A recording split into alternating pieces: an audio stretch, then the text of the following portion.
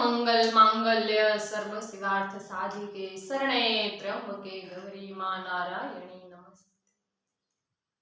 प्रथम समरिये गणपति ने एने लागिए पाय, द्वंदाड़ा दुख भंजन ने प्रेमे लागिए पाय।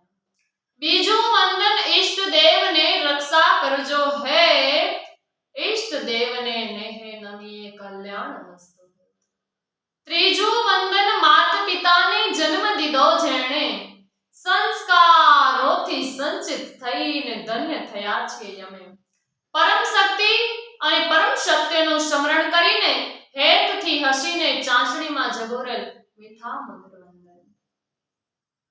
આજે આપણે માં પાર્વતીએ શિવજીને પતિ સ્વરૂપે પ્રાપ્ત કરવા માટે હજારો વર્ષની તપસ્યાનું વર્ણન અને કથા સાંભળશું। આજે હિમવાન સુમસામ જગ્યા ઉપર એક બેઠા છે, એના મોં પર થોડો શોક છે, આંખોમાં આવેલા આંસુ કોર પર આવીને થંભી ગયા છે। મેનાવતી પણ હથેળીમાં ઉદાસ મોં રાખી પતિ સામે જોતી શોકાતુર બેઠી છે। સેવક ગણો પણ ઉદાસ હતા। ત્યાં અનુચરોએ હિમવાનને ખબર આપ્યા, મહારાજ નારદ મુનિ પધારે છે, ચાલો સામે જઈએ। અને શોકાતુર હિમવાન નારદજીના સ્વાગત કાજે ઊભા થવા જતા હતા, ત્યાં જ નારદ અંદર પ્રવેશ્યા છે અને હિમવાનના મસ્તક પર હાથ મૂકી અને આશીર્વાદ આપ્યા છે કે સુખી રહો। અરે મુનિરાજ, હવે સુખ કેવું? કેમ? તમ સરખા સાધુ પુરુષને વળી કષ્ટ સે હોય? બિરાજો તો કહો। ત્યારે નારદજી બેઠા છે અને મેનાવતી હિમવાન સામે બેઠા। હિમવાને કરવદ્દ વાત શરૂ કરી કે આપને વિદિત તો છે જ કે ભગવાન ઋષભનાથે કામદેવને બાળી નાખ્યા છે। હા, જાણું છું ને। પછી સજીવન પણ કર્યા, એ આપણા મોએથી સાંભળું છું, પરંતુ મારા માટે તો એથી વધુ ખરાબ સમાચાર પાર્વતીએ આપ્યા છે। ખરાબ સમાચાર? શું ખરાબ સમાચાર? નારદજીએ પૂછ્યું કે ભગવાન સદાશિવ એકદમ પાછા સમાધિસ્થ થઈ ગયા છે, એમની સમાધિ તો યુગો પર તક ટકનારી છે। હવે મારી પાર્વતીનું શું થશે? સારું થશે। કઈ રીતે? એનો ઉપાય હું બતાવું છું, નારદજીએ કહ્યું। ત્યારે હિમવાને કહ્યું કે તો મહતી કૃપા ગણાય। આપ સૌ ભગવાન શિવનું ભજન કરો અને મારા આ વચનને હિતકાર સમજો, એમાં કલ્યાણ સમાયેલું છે। સારું મુનિરાજ, આપની આજ્ઞા પાડશો અને શિવનું ભજન સ્તવન કરશો। પાર્વતી કેમ દેખાતા નથી? મહર્ષિ નારદે પ્રશ્ન કર્યો છે। ઘોર નિરાશામાં ડૂબેલી મારી પુત્રી મહેલના અભ્યંતર ભાગમાં એક ખંડમાં શોકાતુર બેઠી છે, એવું મેનાવતીએ કહ્યું છે। હું તેમના દર્શન કરી આવું। નારદજીએ કહ્યું કે બિચારીની સેવા પૂજાને સમાર્જન સૌ નકામા ગયા। મેનાવતીએ કીધું કે આટલી બધી પૂજા મારી દીકરી મહાદેવની કરે એ બધું નકામું ગયું છે। ત્યારે નારદજીએ કહ્યું કે નહીં રે મેનાવતી, વિશ્વનું કોઈનું શિવ અર્થે કરેલ કાર્ય ક્યારે નકામું જતું જ નથી। આપ નિશ્ચિંત રહો, શિવ બધાનું ઇષ્ટ કરશે। ત્યારે નારદજી ઉઠ્યા અને પાર્વતી પાસે જવા માટે નીકળ્યા છે। પાર્વતીના ઉદરથી જન્મેલ પુત્ર દેવોને માનવોની કષ્ટ હરી તારકને મારનારા છે, એ પાર્વતીને શિવજી સાથે લગ્ન ઉત્સુક કરવા તેમની પાસે ગયા। અંધારા જેવા એક ખંડમાં ગોઠણ પર ઊંધું માથું રાખી પાર્વતી મુખ બેઠા હતા। એમની વેણીના ફૂલ કરમાઈને ભોંય પડ્યા છે, અંગ પર આચ્છાદન અસ્તવ્યસ્ત થઈ ગયા છે, પગના ઝાંઝર એક બાજુ પડ્યા છે, કાનના કુંડલ બીજી બાજુ પડ્યા છે, અંગના કલાત્મક અલંકારોનો ઢગલો પડ્યો છે। કોઈનો હળવો પગરવ સાંભળીને પાર્વતીએ ઊંચે જોયું અને હસતા વીણધારી નારદજીને જોયા। ત્યારે પોતાના માથાનો છેડો આગળ કર્યો છે અને પધારો મુનિરાજ, પધારો। પાર્વતીજીએ કીધું, સુખી રહો પાર્વતી। નારદજીએ એવા આશીર્વાદ આપ્યા છે। આશીર્વાદ તો આપો છો, પણ સુખ તો દૂર ભાગતું જાય છે। પાર્વતીએ કીધું ત્યારે પોતાનું રૂપ ભર્યું મોં નારદજી તરફ નોંધી અને પાર્વતીએ કીધું ત્યારે નારદજી કહે છે કે પાર્વતી બેસો. ભાવનાની ઉત્કટતાનું ફળ મળે જ છે, અવશ્ય મળશે. પાર્વતીજીએ કહ્યું કે ફળ મળે તો છે પણ આવતા જન્મે નહીં. ના પાર્વતી, આ જન્મે અને હમણાં જ મળશે, વિશ્વાસ રાખો. શિવજીની પૂજા સેવા કરી નિત્ય સેવા કરો અને વાતો બધી સ્નેહસભર મારા પિતાએ વર્ણવાની વિનંતી કરી. બધું થયું ને હવે તો એકાએક ધ્યાન અવસ્થામાં બેસી ગયા છે તો ઠીક, પણ કામદેવને દગ્ધ કર્યા. હવે એમની જોડે પરણવાની તો લેશ પણ સંભાવના ન રહી. મારી વિનંતી સ્વીકારશો? નારદજીએ કહ્યું. કહો ને. ત્યારે તમારે શિવજીને પામવા હોય અને વળી જલ્દીથી પતિ તરીકે પ્રાપ્ત કરવા હોય તો તપ કરવા લાગી જાઓ. તપ કરવા લાગી જાઓ? હા, મારું વચન તમારા માટે સર્વથા હિતકર, નિર્દોષ અને કામ્ય વસ્તુનો પ્રદાતા છે. તમે ત્યાં શિવજીની સેવા અવશ્ય કરી છે, પરંતુ તે તપસ્યા ગર્વયુક્ત બનીને કરી છે. દિનો પર અનુગ્રહ કરવાવાળા શિવજીએ તમારા એ ગર્વનો નાશ કર્યો. શિવે પાર્વતીને કહે છે, શિવે, તમારા સ્વામી મહેશ્વર વિરક્ત અને મહાયોગી છે. તેઓએ કામદેવને જલાવી તમને સકુશલ છોડાવી દીધું, પણ તેનું એ કારણ છે કે ભગવાન ભક્ત વત્સલ છે. એથી તમે ઉત્તમ તપસ્યામાં સંલગ્ન બની અને ચિરકાલ સુધી મહેશ્વરની આરાધના કરો. તપસ્યાથી તમારા સંસ્કાર થઈ જવા પર રુદ્રદેવ તમને પોતાની સહધર્મિણી બનાવશે જ, અને તમે ક્યારે તે કલ્યાણકારી શંભુનો પરિત્યાગ નહીં કરી શકો. દેવી, તમે હઠપૂર્વક શિવને અપનાવવાના પ્રયત્નો કરો. નારદજીએ ઉપદેશ આપ્યો, પ્રભુ આપ સર્વજ્ઞ તથા જગતનો ઉપકાર કરવાવાળા છો. મને એ રુદ્રદેવની આરાધનાનો કોઈ મંત્ર આપો ને. ઉલ્લાસિત કાલી બે હાથ જોડી અને બોલ્યા છે. ત્યારે નારદજી કહે છે કે દેવી, નમઃ શિવાય, નમઃ શિવાય. આ મંત્ર અદ્ભુત ને સર્વોત્તમ છે. સર્વથી ઉત્તમ મંત્ર છે ઓમ નમઃ શિવાય. પંચાક્ષર મંત્રનો જાપ જે લોકો કરે છે એમને ક્યારેય અકાલ મૃત્યુ પણ નથી આવતી, એવું શિવ મહાપુરાણ કહે છે. અને તેમાં શ્રદ્ધા રાખો. હવે તમને જો આ મંત્રનો પરમ અદ્ભુત પ્રભાવ કહું તો આ નમઃ શિવાય મંત્રના શ્રવણ માત્રથી ભગવાન શંકર પ્રસન્ન થાય છે. આ મંત્ર મનોવાંછિત ફળ પ્રદાતા છે, ભગવાન શંકરને બહુ પ્રિય છે તથા સાધકને ભોગ અને મોક્ષ બેઉ આપવા વાળો સમર્થ છે.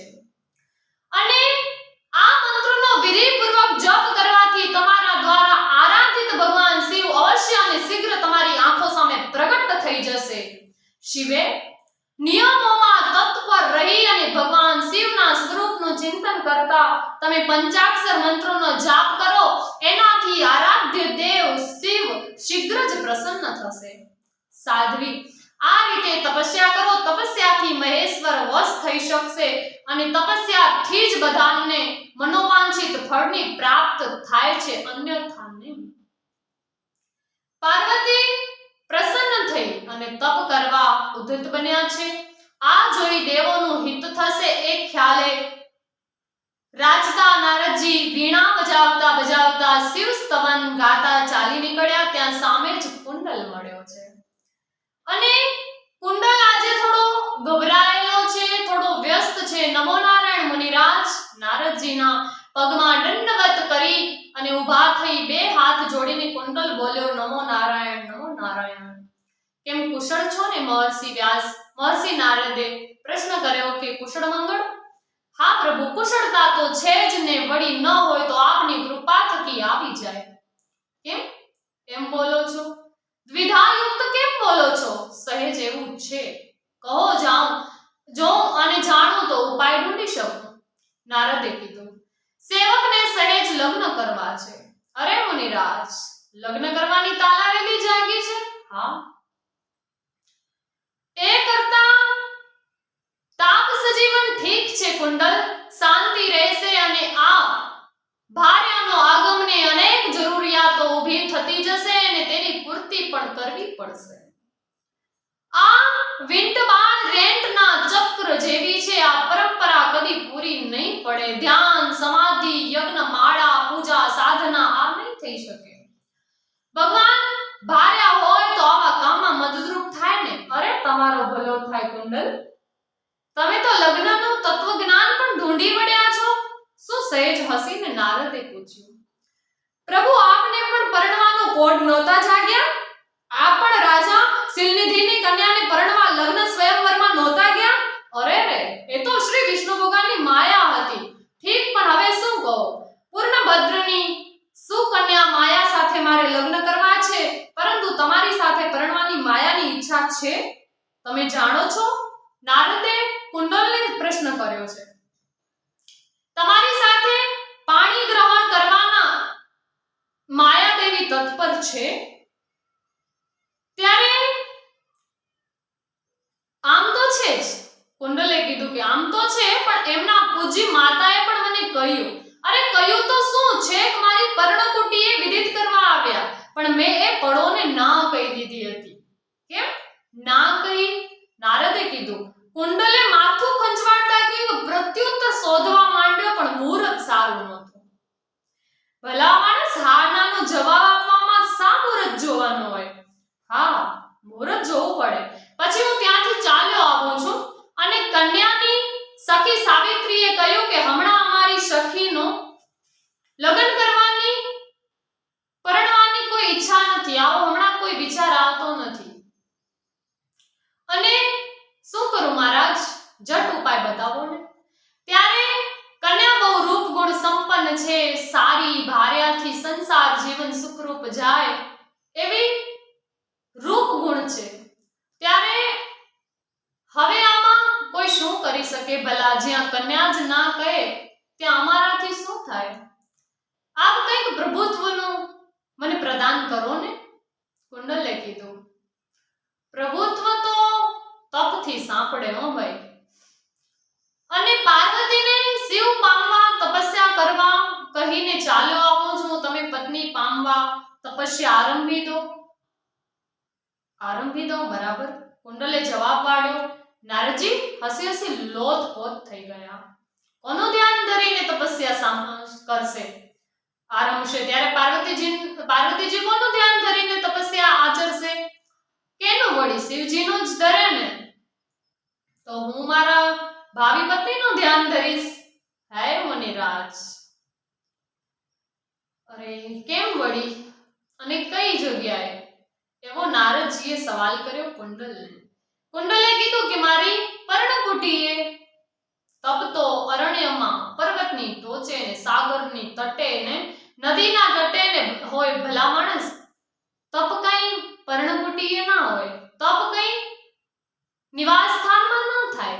નારદજીએ કીધું, ચિત્તવૃત્તિ જેનું ધ્યાન ધરીએ છીએ તો તેમનામાંથી ડગી જાય. નારદે કીધું. ત્યારે કુંડલે કીધું, પણ મારી ભાવિ ભાર્યામાંથી પર્ણકુટીમાં મારું ચિત્ત નહીં ડગે નારદજીઓ. હું મારા મનને કાબુ રાખવા વાળો વ્યક્તિ છું. એટલે નારદજીને એમ થયું કે ભલે હાલો કરવા દઈએ, જોઈએ. પલાઠી ભીડી બેસી જાઓ. મોં આડે ઉતરીએ દઈને હસવું ખાડતા નારદજી બોલ્યા કે સિદ્ધિ મળશે ને? ત્યારે કહે છે કે સિદ્ધિ કોણ આપે નારદજી? તમે જેના પર તપ કરતા હો તે કે અન્ય કોઈ, તે જ આપે ને, બીજું કોઈ થોડી ને આપે. ઠીક, તો એ તો તમારા તપની ઉગ્રતા પર આધાર રાખે છે. જો લો, નમો નારાયણ, મને જવા દો, હવે મારે મોડું થાય છે. નારદજીએ કીધું, દેવગણોને પાર્વતી દ્વારા શિવપતિ પામવાના સમાચાર આપી આવો. તારકાસુરનો મારનાર એ દંપતીના લગ્ન જીવન બાદ જન્મશે. સારું, નમો નારાયણ મુનિરાજ. નમો નારાયણ કરી અને કુંડલે અને મુનિરાજ છૂટા પડ્યા છે. કુંડલ ને નારદજી જુદા પડ્યા ત્યારે કુંડલ પર્ણકુટીએ આવીને બેઠો, પણ ક્યાંય એને ગમતું નથી, એને ક્યાંય સખ નથી. માટે નારદજીએ કુંડલ પાસેથી નીકળીને દેવલોકમાં ગયા અને ઇન્દ્રને બધી વાત વિદિત કરીને કહ્યું કે પાર્વતી તપસ્યા અર્થે જાય છે, પણ મુનિરાજ હિમવાન અને મેના રજા આપશે તો ને? આપશે જ. ભગવાન શિવની આવી ઈચ્છા જ છે.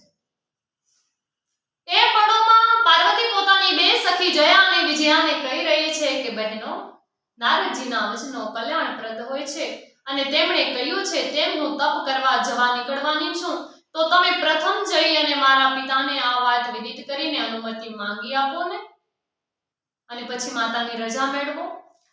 આપણે વિચારીએ તો આપણને ખ્યાલ આવે, આપણે જ્યારે નાનપણમાં પ્રાથમિક શાળાઓમાં ભણતા ત્યારે કંઈક આવું જ બને.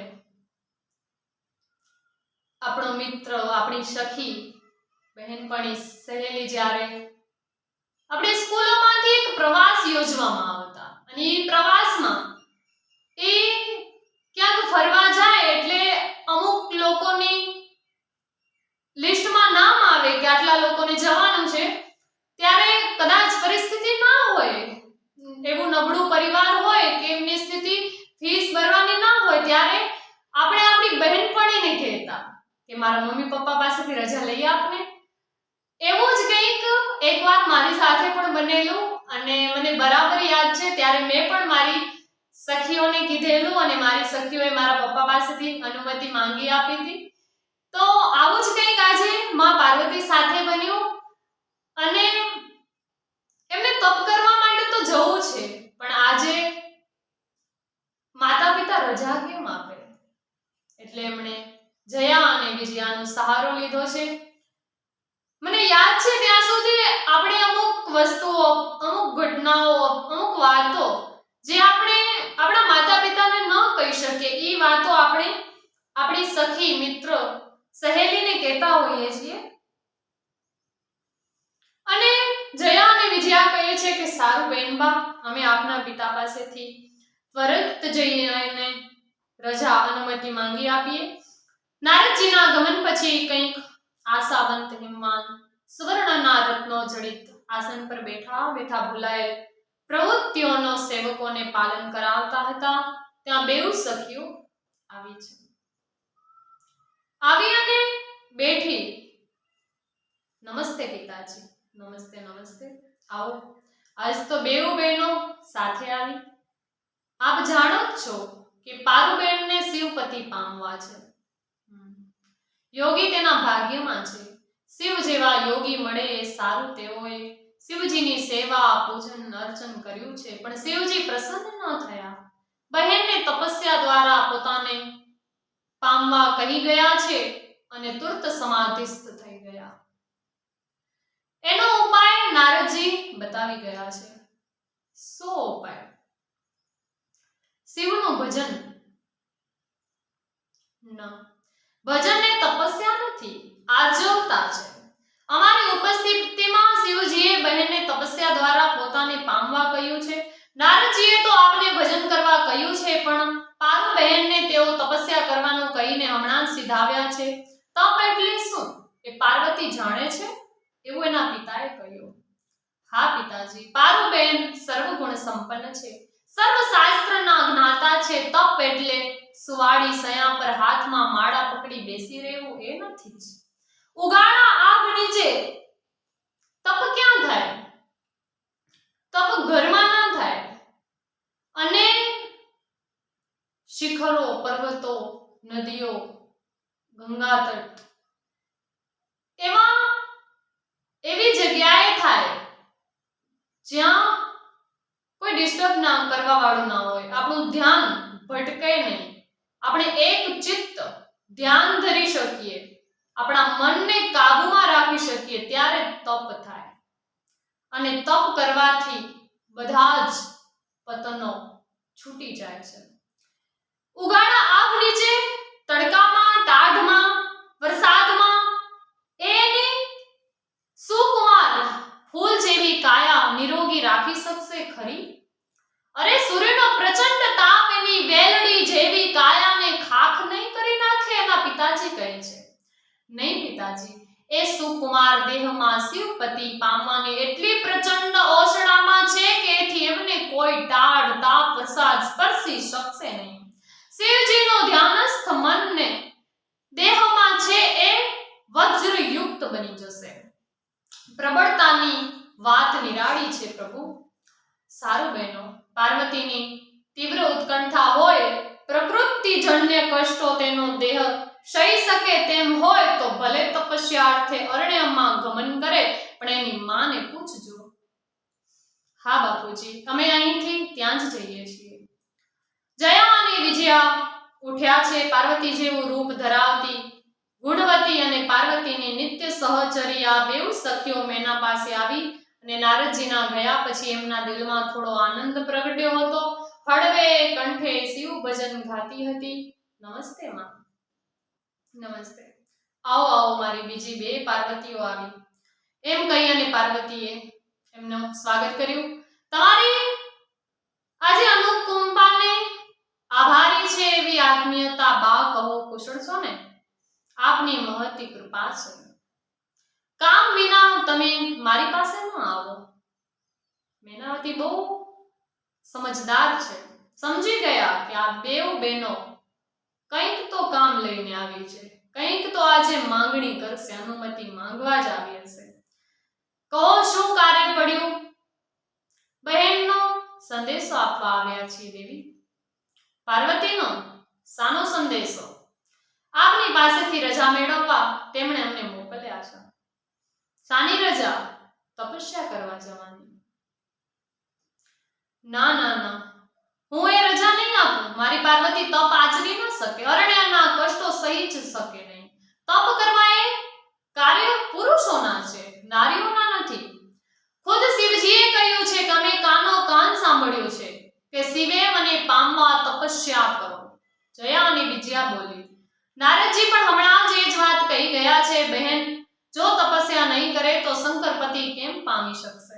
નારદજી અમને કહી ગયા છે શિવનું ભજન કરો, કલ્યાણ થશે આપનું સૌનો. પારુ બહેનનું તો તપસ્યા દ્વારા જ ઇષ્ટ થવાનું નિર્માયું છે.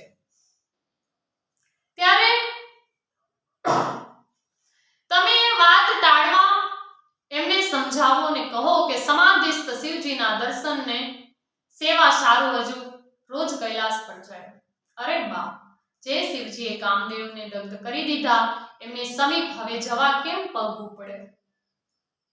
એ તો સારું થયું કે અમે ને પાર્વતી બેન ઉગરી ગયા, પણ પાર્વતી તો એ જ ક્ષણે દોડારૂ જેવા બની ગયા હતા, એટલે એ વાત હવે ન બને. તમે ચાલો, હું પાર્વતી પાસે આવું છું.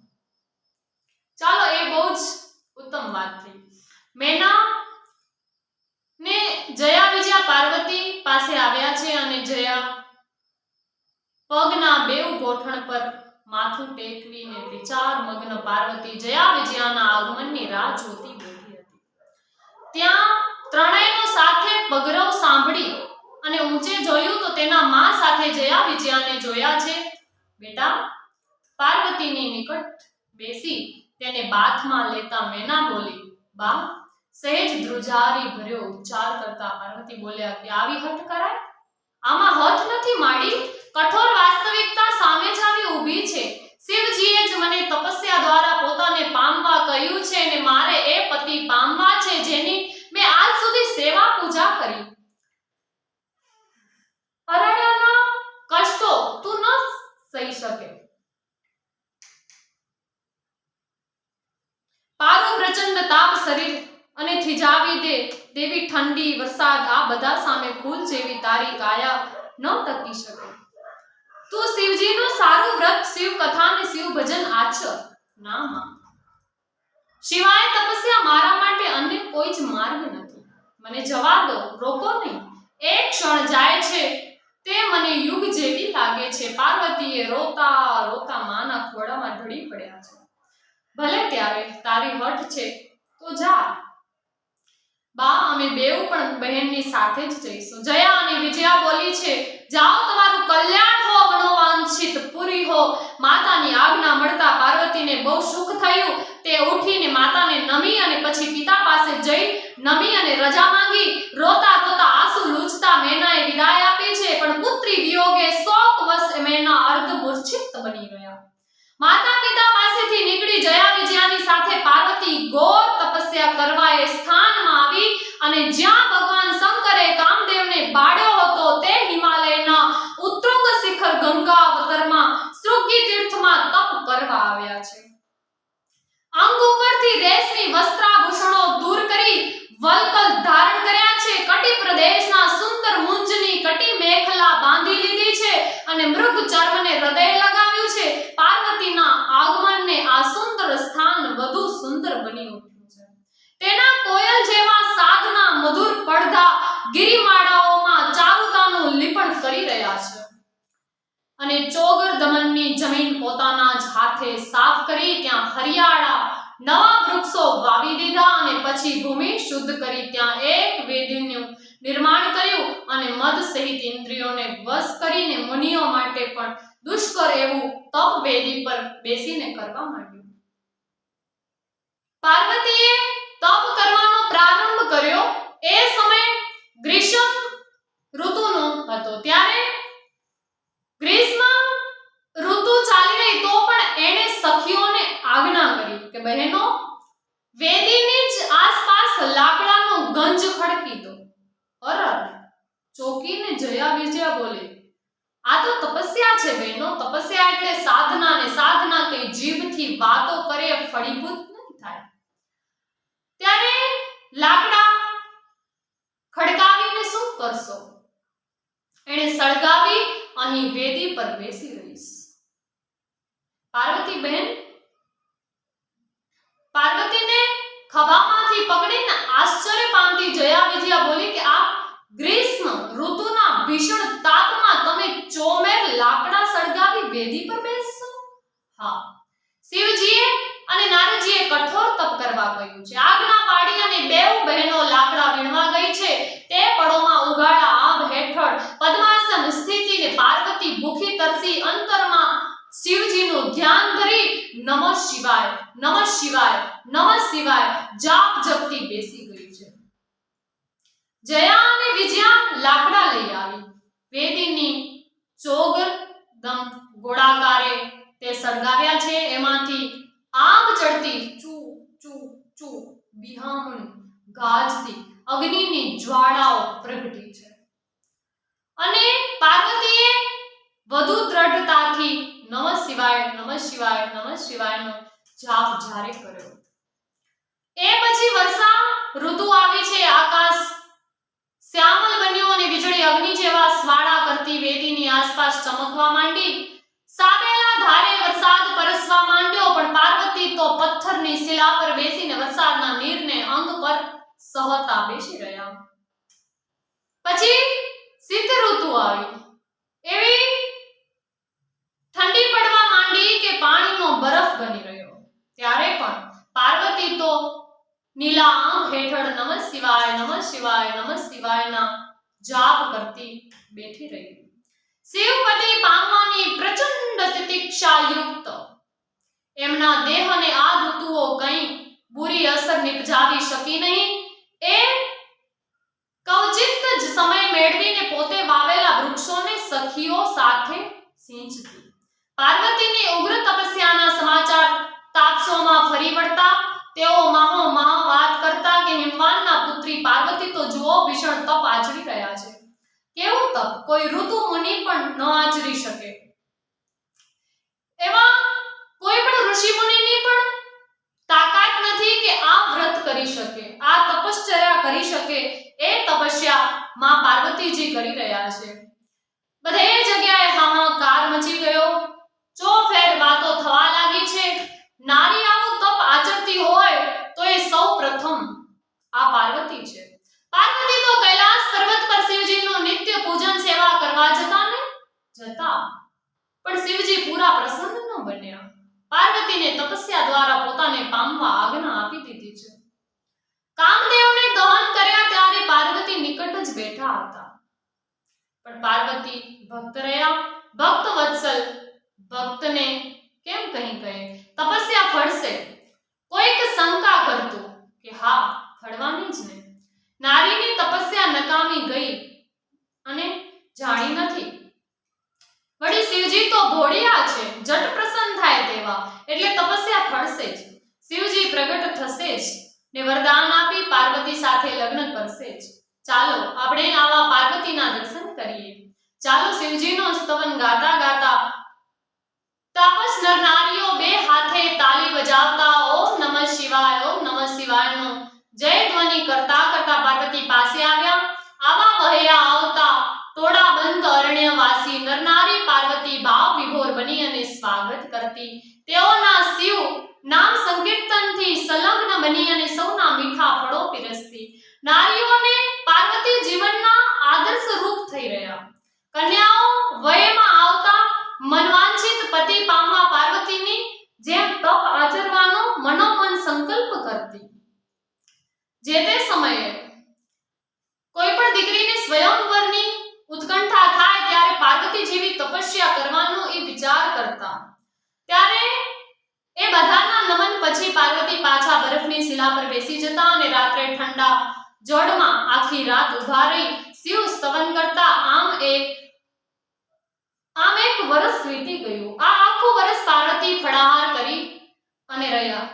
આપણે આજે જાણ્યું કે શિવ કથામાં માં પાર્વતીએ શિવને પતિ સ્વરૂપે પામવા માટે કઠોર તપ કર્યું. હજારો વર્ષ સુધી એમણે તપ કર્યું છે. માં પાર્વતીની આ કથા સાંભળ્યા પછી આપણે કાલે બીજી કથા સાંભળશું. 2 મિનિટ માટે ઓમ નમઃ શિવાય. ઓમ